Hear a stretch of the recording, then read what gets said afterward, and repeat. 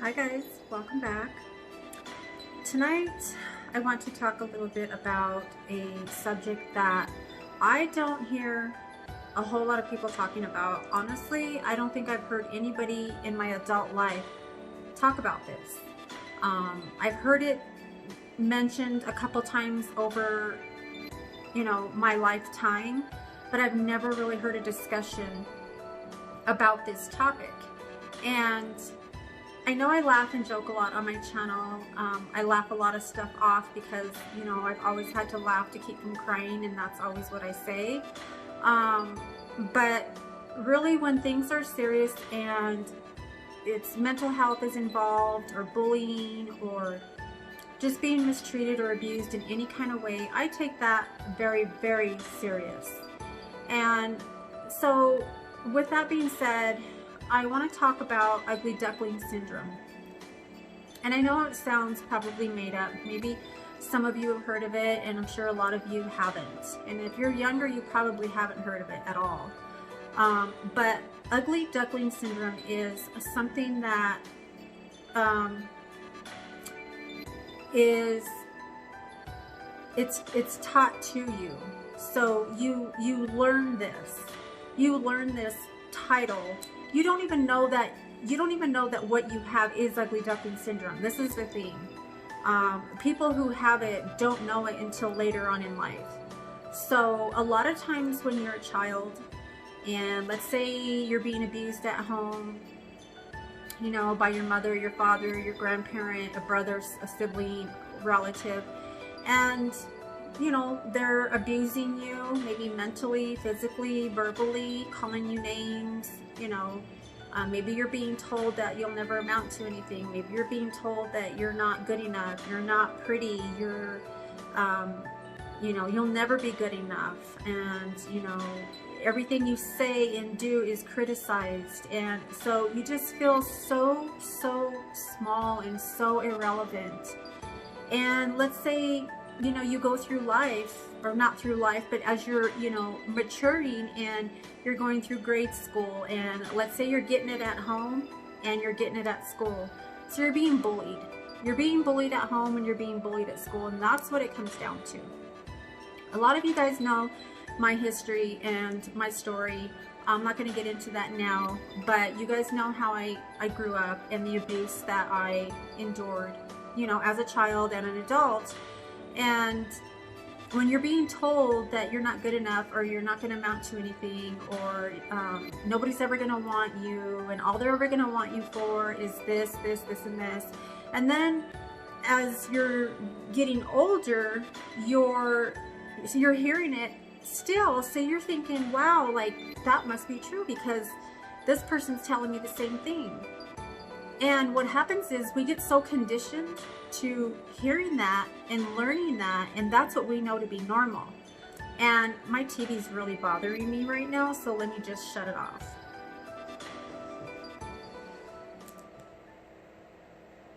Sorry guys. So you get conditioned to believing that you're not good enough. You're not worthy, you're irrelevant, you don't matter, nobody wants to hear what you have to say, and you're hearing that, and it's in this ear and it's in this ear. And the reason that I'm talking about this is I grew up with brothers, and my sister was 8 years older than me, and she was out of the house by the time I was 8 years old. So I was kind of like a tomboy. I still am kind of a tomboy. I mean, like, I am feminine, but at the same time, like, I don't mind getting my hands dirty. I know how to, do stuff on my car to a point. Stuff that I learned just from my brothers and my dad. And, I ride a motorcycle, so it's just like, I don't know, I'm a girly girl, but I can also, hang out with the guys, and I have more guy friends than I ever did girlfriends. So, but as a child, being neglected and abused, I'm not just speaking for me, but just in general, children, words hurt. Like, words hurt. And we know that even as adults, how bad somebody could really have an impact on your life and make you just feel like shit, like just literally make you feel like scum. And when you're told that so often, day after day, year after year after year after year, you start to believe that. You start to believe you're not pretty, you're not good enough, you're not worthy. You start to believe those things. You even look at yourself in the mirror and you're like, God, like I can't even like look at myself. Like, do we ever, does anybody ever, when you look in the mirror, we look in the mirror, we do our hair, we do our makeup, we brush our teeth, you know, we check out our fit for the day, you know. Do we ever, like, can you ever look at yourself in the eye and just like, you know, I love you and you matter and you're important? It's uncomfortable to do that. Like, to stop and take like a full minute and just look at yourself in the eye and just study your face, and just, it's an uncomfortable thing to do. Like, I test you to, you know, I challenge you to do that. So ugly duckling syndrome is, you're told for so long. And one of the things, I have a memory, I have a lot of memories. Some things I don't remember, and probably for good reason, and I do have a lot of memory issues, like some short-term memory. I remember stuff from when I was 4 years old, but then I don't remember stuff from like 2 years ago. So it's maybe a selected memory, I don't know, but whatever the reason is, when I was in 5th grade, and I'm just going to quickly tell this little story. Yeah, quickly. I'm going to quickly tell this little story because it has a lot to do with bullying, and it has a lot to do with your identity and your self-esteem. And when I was in 5th grade, you know, we used to go skating every Friday, me and my brother and, you know, all the friends. Everybody went skating on Fridays. And I met a boy there who went to a different school, and we were, I think he was a year older than me. And anyway, I was in 5th grade, he was in 6th grade, and we were boyfriend and girlfriend. Like, you know, we fell in love. He was my puppy love, like he was my first love. And you know, when you're a kid, you think, oh, I'm gonna be with him forever, and like, this is it, we're gonna have babies, we're gonna get married, you know. Little do you know that you're gonna go through so many different relationships.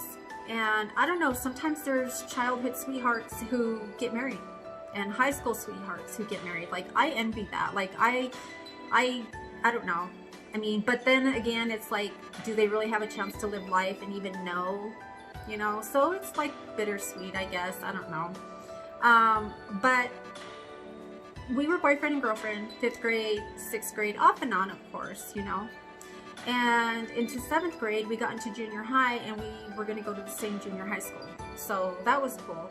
Well, when you get into junior high, as you know, there's girls who are prettier, bigger butts, bigger boobs, you know, and they're just prettier, altogether prettier. And he liked one of my friends, and of course, there was no girl code back then. Like, there's barely even a girl code now. Like, women are scandalous. Like, men are too, but women are catty, and I mean, I don't know. That's why I've never really trusted a lot. I wasn't taught to trust. I was, you know, so it was hard for me to trust. And even like in situations where I should trust somebody, I'm leery about it, and it's not their fault and it's not my fault. It's just the way it is. But he started dating one of my friends, and there was a group of us one day walking home from school, and I'll never ever forget this. I will never forget this because it pops into my mind periodically. It doesn't like weigh on me, but it pops into my mind. Yes, I have moved on, and I have, you know, overcome it, whatever. But one day it rained. We were walking home from school. The girl he liked, her mom was a partier, you know. All the kids could go hang out at their house. She was cool because she drank and got high, and all the kids could go there.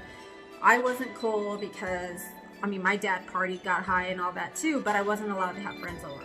So we would go hang out over there. Well, we were walking home from school, and it rained, and there was a big mud puddle, and he just thought that it would be really funny if he would grab me by my shirt and push me down in the mud. Yeah. Not only did he push me down in the mud, but I was trying to get back up, and every time I would try to get back up, he would push me down again. He pushed me like 3 or 4 times. Some people were laughing. A couple people were like, stop doing that to her, you know, and they would try to help me up. And then I was like, I was full of mud, like head to toe mud. I was so humiliated that I just wanted to just crawl down into that mud and just hide.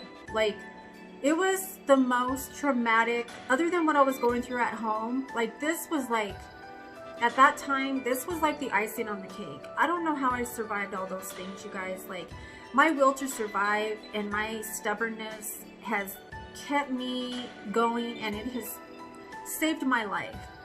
Because there are so many reasons why I shouldn't be sitting here right now. Like, so many reasons. You know, kids commit suicide because of bullying. I was so humiliated, you guys. I thought, okay, if I laugh and pretend like it's funny and pretend it doesn't bother me, maybe they won't know how humiliated and stupid and ugly that I feel down here. You know? Like, why would he do this to me? Like, he was my boyfriend. We loved each other at one time, you know? I mean, as a child, no matter what age you are, whatever love you feel, it's real to you at that moment.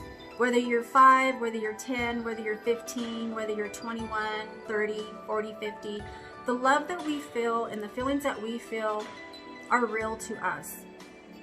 And I was just so broken at that moment. I was just so beyond humiliated. And I never forgot that. And sadly enough, I was still so insecure, and I never said anything to anybody about it.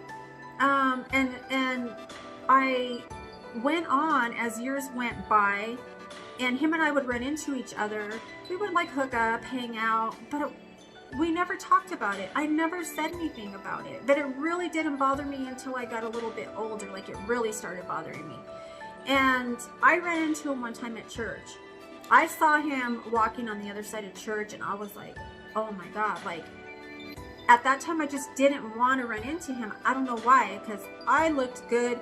And from what I could see, he looked like he was about 60. And this was like 5 years ago. So that's what happens, you know. People treat you bad. Be careful what you do to people, because God does not like ugly. God does not like ugly. God does not appreciate bullying. God made you perfect. He made me perfect. And we are all made perfect in His image.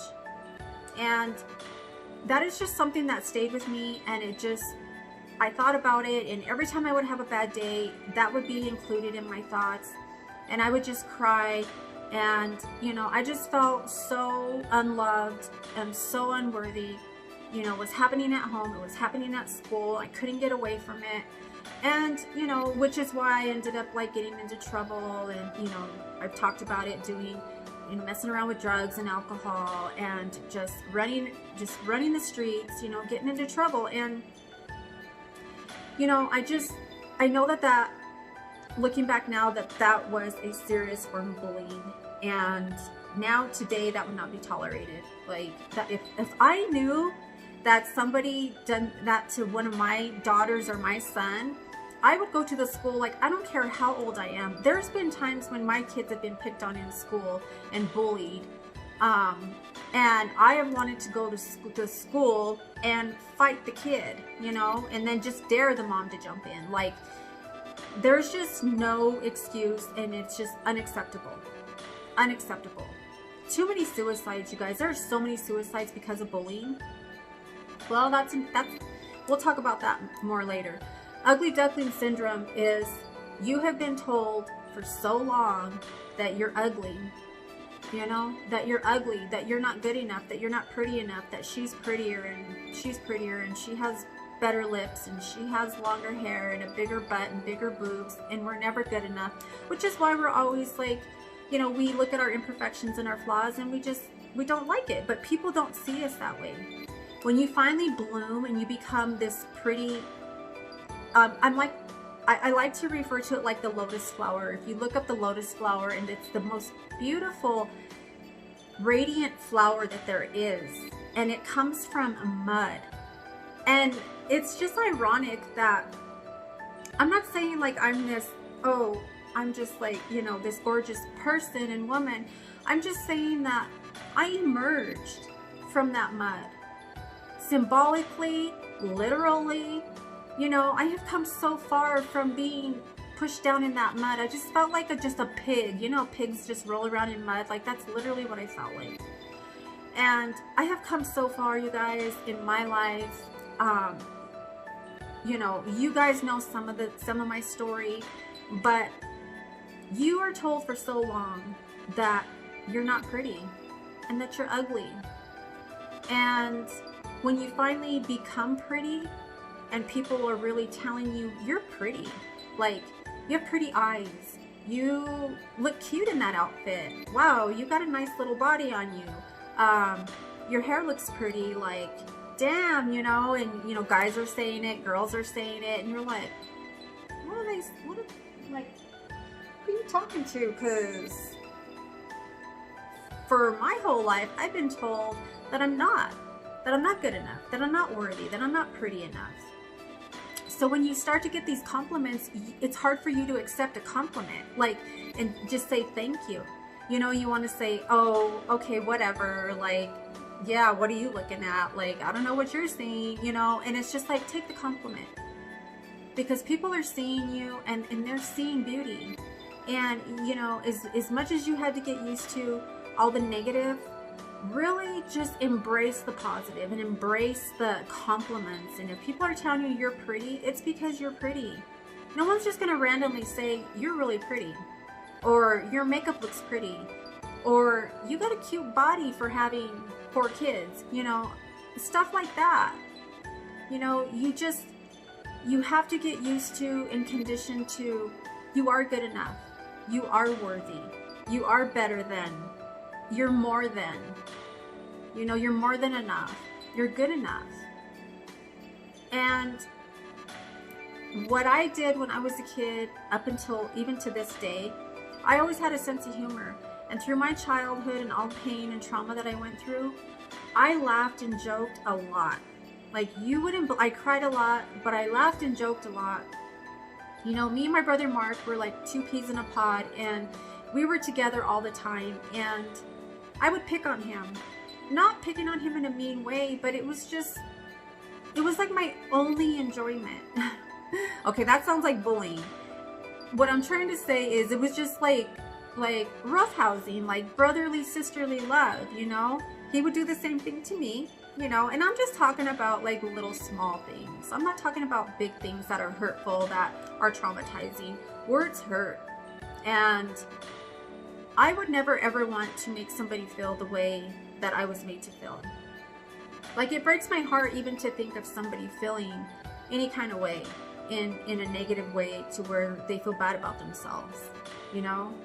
I was talking with my daughter, and she was talking about somebody at work, about this girl, you know, she's so, you know, she tries to talk to her like she's one of her little homegirls, you know, and this girl is like one of the girls who don't get picked on the team, you know, isn't pretty enough, isn't this enough, isn't that enough, that she's probably felt that way, you know? And my daughter's like, you know what, I talked to her like, you know, hey sis, and hey girlfriend, whatever, you know, you're my friend, like, you're my bud, you know, we're cool, and she was like all happy and stuff. And it's like, you know, I made the mistake by saying, I've always gone for the underdog, but I was the underdog. But even saying I've always stuck up for the underdog is B saying they were an underdog. How did I know they were an underdog? Why would I think they were an underdog? So you know what, I forgive me, Lord, for saying that, because nobody's an underdog. We're all equal. God made us all different for a reason. You know, color, race, height, weight. We're all made perfect in His image, and we're all made the exact way we're supposed to be. Nobody's an underdog. And you know, you guys, you have to stick up for each other. If you hear bullying, adult bullying is still going on. You see it all over social media. I mean, the president himself is probably the biggest bully that there is. I mean, it's just, it doesn't end. So when you're a kid, you think, oh, when you get older, bullying's gonna stop. It gets worse, and it doesn't stop. But you know what? Stick up for people who are being bullied. If you yourself are being bullied, you know what? Call me. I'll go to your school. You just have to get used to taking a compliment and just knowing that you're pretty and you're beautiful in your own skin, without makeup, with makeup. It doesn't matter. You're beautiful. And the ugly duckling syndrome is because you're so used to being ugly that when you are actually pretty, really pretty, you don't believe it. You don't believe it because you've been conditioned and brainwashed to believe that you're not. So I hope this video, you know, helps somebody out there. I take mental health and all this stuff very serious, because you all know I suffer with post-traumatic stress disorder and you know, mood disorder and a little bit of depression. It's all under control. It's been treated. I've been in and out of therapy for over 30 years. And you know, I've come a long, long way. And I was at one point in my life years ago where I was contemplating suicide, and I did survive an overdose. And it wasn't an intentional overdose. I wasn't trying to. I just thought, if I go to sleep, great. If I wake up, great. You know, if I don't, great. And you all know my brother committed suicide, my best friend. And this is some real stuff, you guys. This is real shit. Like, bullying, trying to make somebody feel bad, people who try to knock others down and to build themselves up, they're very insecure, ugly people.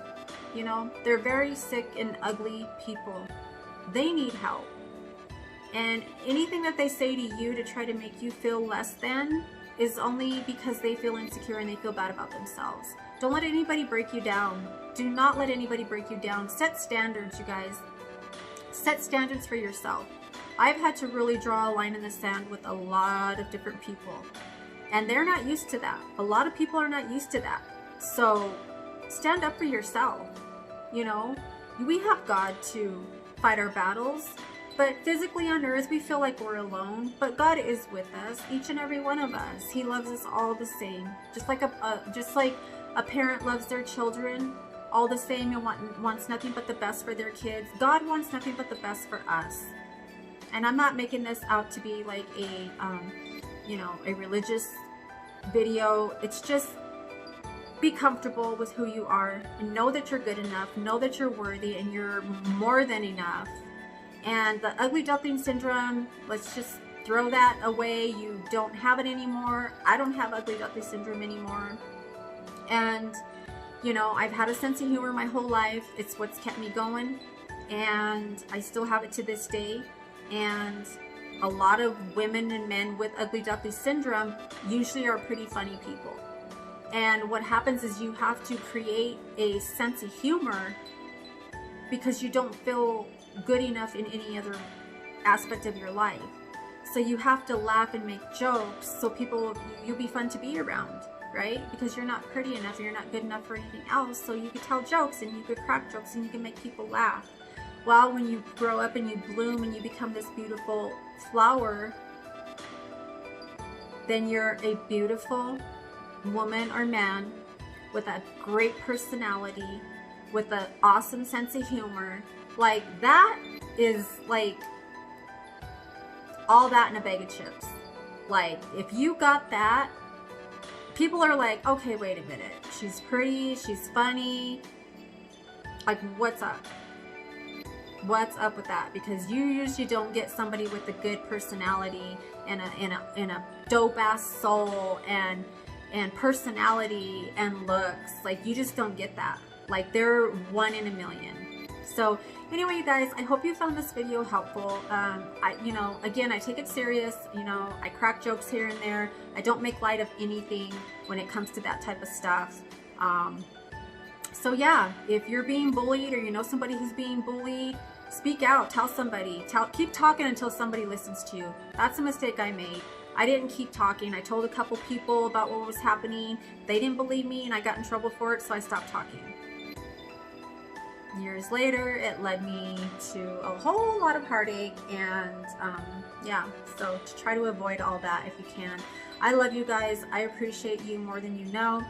Subscribe to my channel if you have not already so that you don't miss out on future videos like this, or makeup videos, or mental health talks and story times. Leave me your comments, questions, and suggestions about this, about anything, and video ideas, whatever.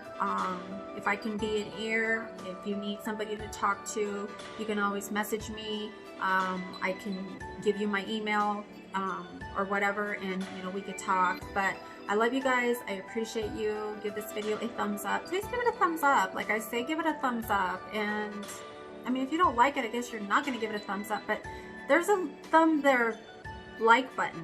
Hit that like button. I think if you hit the bell notification, I think that still works, but I'm not sure if it works anymore. YouTube has changed so much, so hit it anyway just to be safe. And yeah, so I look forward to seeing you guys in my next one. Bye.